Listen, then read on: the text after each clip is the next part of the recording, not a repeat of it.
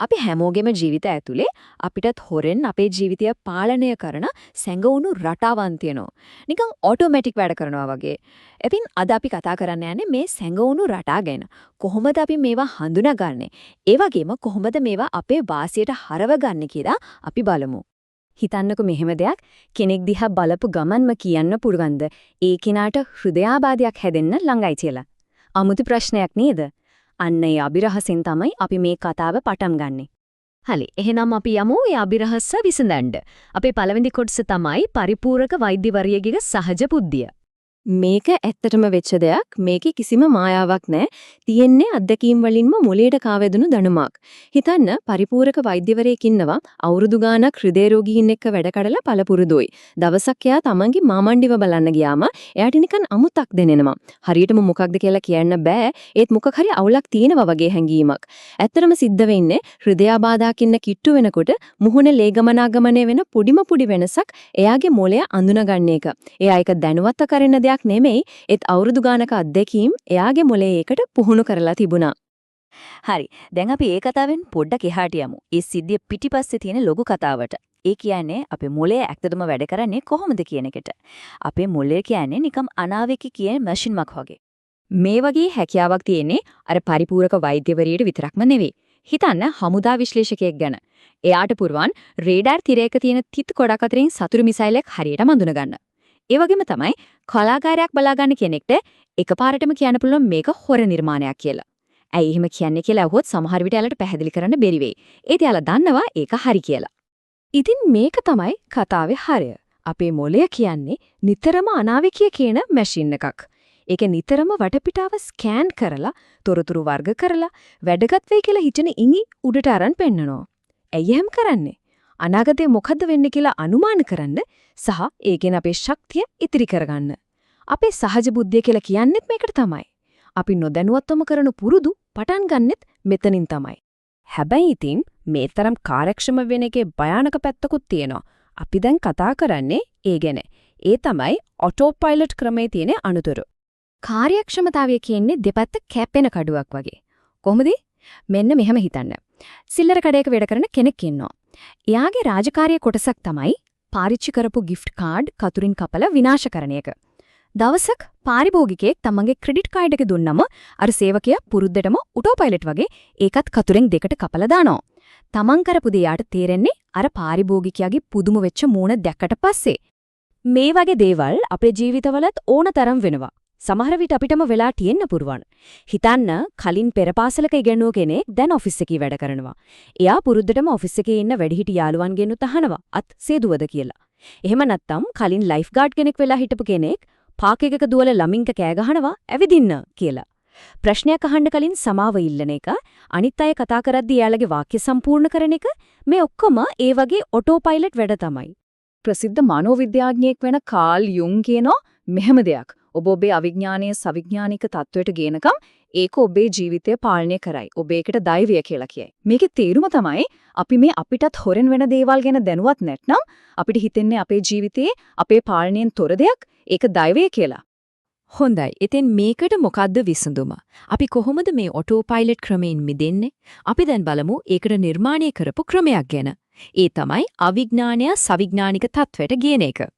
ජපානයේ දුම්රිය පද්ධතිය ලෝකයේ තියෙන හොඳම ආරක්ෂිතම පද්ධතියක් විදිහට ප්‍රසිද්ධයි. එයාලා pointing and calling කියලා දෙයක් පාවිච්චි කරනවා. සිංහලෙන් කිව්වොත් පෙන්වා ඇමතීම.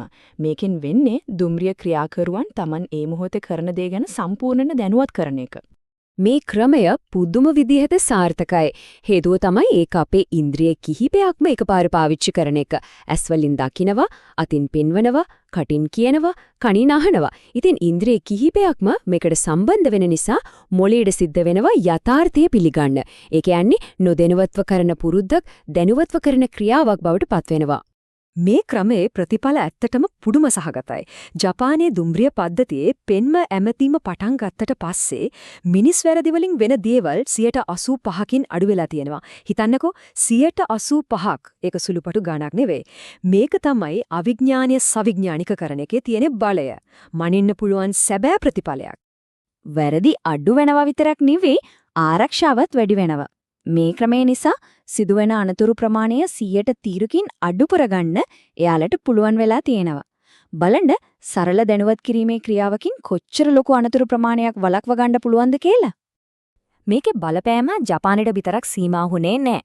නිව්යෝර්ක් නගරයේ උමං දුම්රිය පද්ධතිය මේ ක්‍රමයේ පොඩි වෙනසක් කරලා පෙන්වීම විතරක් යොදාගත්තා. කතා කරන්නේ නැහැ පෙන්වනවා විතරයි. ඒ පොඩි වෙනසින් පවා දුම්රිය වැරදි තැන්වල නවත්වන එක 57කින් අඩු කරගන්න පුළුවන් වුණා. මේකෙන් පේනවා නේද මේ මූලධර්මයේ කොච්චර බලවත්ද කියලා? හරි. ඒක තමයි ලෝක පද්ධති මට්ටමේ විසඳුම. දැන් අපි බලමු මේ දේවල් කොහොමද අපේ පෞද්ගලික ජීවිතේට ගලප ගන්න කියලා. ඒකට උදව් වෙන මෙවුලන් දෙකක් ගැන අපි දැන් කතා කරමු. පළවෙනි මෙවලම තමයි අර පෙන්මා ඇමතීම. අපේ ජීවිතයටම යොදා ගන්න එක. අපි කරන්න යන ක්‍රියාව සහ ඒකේ ප්‍රතිඵලය ගැන හඬ නංගලා කියනකොට ඒක නිකම්ම කරන දෙයක් වෙනකොට සැබෑ දෙයක් බවට පත් වෙනවා. උදාහරණයක් විදියට අනවශ්‍ය කෑමක් කන්න හිතනොත් මෙහෙම කියනවා. මම දැන් මේ කුකිය කන්නයි යන්නේ. ඊක මට මේක ඇත්තටම අවශ්‍ය නෑ. මේකින් මගේ සෞඛ්‍ය ලක්ෂණයට බාධා වෙනවා. ඒ වගේ දෙයක්. දෙවැනි මෙවලම තමයි පුරුදු ලකුණු පුවරුව. එහෙමත් නැත්නම් habit scorecard. මේක හරිම සරල අභ්‍යාසයක්. මේකෙන් කරන්නේ අපේ ඔටෝ පයිලට් හැසිරීම ගැන පොඩි විගණනයක් කරලා අපි දවසට කරන දේවල් ගැන වඩාත් දැනුවත් වෙන එක. මේකේ පළවෙනි පියවර තමයි අපි දවසට කරන හැම දෙයක්ම ලයිස්තුවක් විදියට ලියාගන්න එක.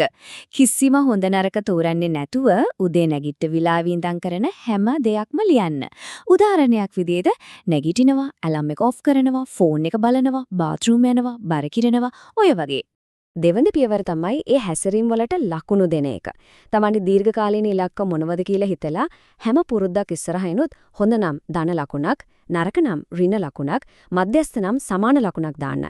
මෙතනදී මතක තියාගන්න ඕන સંદર્ભය තමයි හැමදේම.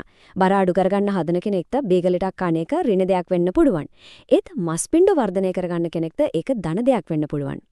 මෙතනදී තේරුම් ගන්න ඕන හරිම වැදගත් දෙයක් තියෙනවා. ඇත්තරම හොඳ පුරුදු හෝ නරක පුරුදු කියන දෙයක් නෑ. තියෙන්නේ ඵලදායී පුරුදු විතරයි. ඒ කියන්නේ අපි දීර්ඝකාලීන ඉලක්ක වලට උදව් කරන පුරුදු. දුම් වැටියක් පාවිච්චි කරන කෙනේ ඒ මොහොතේ ආතතිය අඩුවේ ඒ දිගුකාලීනව එක ඵලදායී නෑ. ඉතින් අපි බලන්න ඕනේ ඒක ඵලදායීද නැද්ද කියන එක. ඉතින් ඕනම පුරුද්දක් ඇගීම සඳහා අපිට අපෙන්ම අහන්න පුළුවන් හොඳම ප්‍රශ්නය තමයි මේක. මේ හැසිරීම මට වෙන්න අවශ්‍ය විදිහේ පුද්ගලයෙක් වෙන්න උදව් කරනවද? මොකද අපි කරන හැම ක්‍රියාවක්ම අපිට වෙන්න අවශ්‍ය පුද්ගලයාට පක්ෂව හෝ විපක්ෂව දෙන ඡන්දයක් වගේ.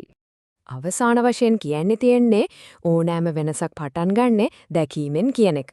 අපි හැසිරීම් වෙනස් කරන්න ඕන නම් ඒකේ පළවෙනිම සහ අත්‍යවශ්‍යම පියවර තමයි දැනුවත් භවය.